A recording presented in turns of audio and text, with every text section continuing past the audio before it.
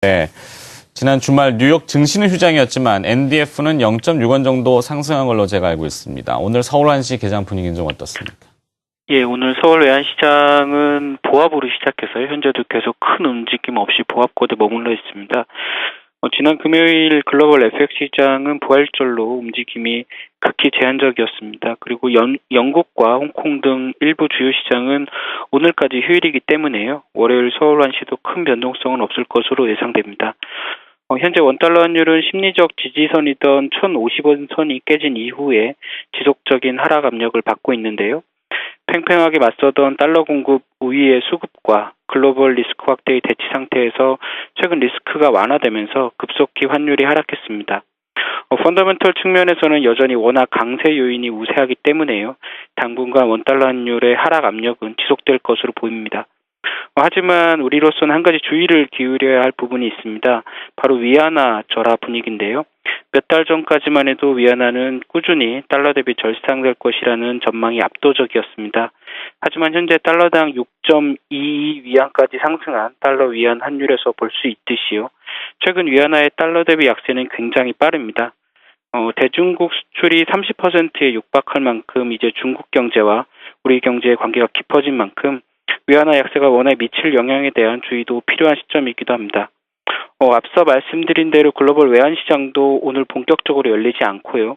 국내외 지표 발표도 주 후반에 집중되어 있어서 오늘과 주 초반 원달러 환율은 1,030원대 중반에서 등락만을 거듭할 것으로 예상됩니다.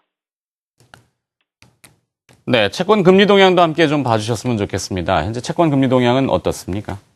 예, 오늘 채권 시장도 보합에 머물러서 그대로 있습니다. 지금 시장이 말씀하신 대로 전체적으로 큰 움직임이 없는 상황인데요.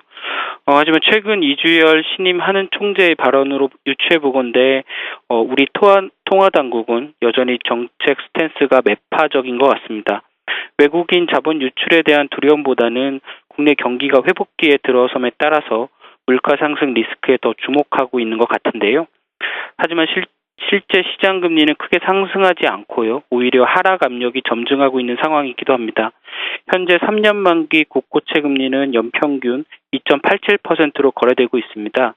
올해 3.9%의 성장률을 예상하고 있는 당국과 시장 생각에 큰 거리감을 보여주는데요.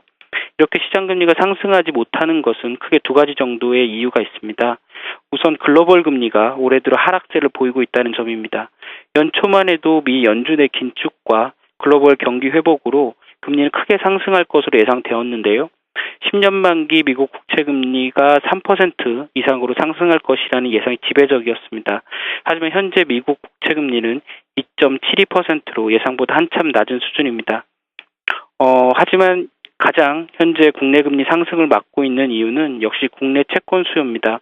금리 상승 전망에도 불구하고 꾸준히 채권 관련 자금이 증가하고 있고요. 최근에는 새로운 외국인 수요까지 감지되고 있습니다.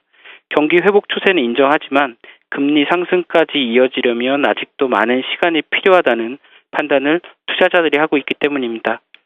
따라서 단기적으로는 이번 주 중반에 발표될 올해 1분기 GDP 성장률 속보치 결과에 영향을 받긴 하겠지만요. 여전히 당분간 국내 금리는 하락 압력이 더 커질 것으로 전망되고 있습니다.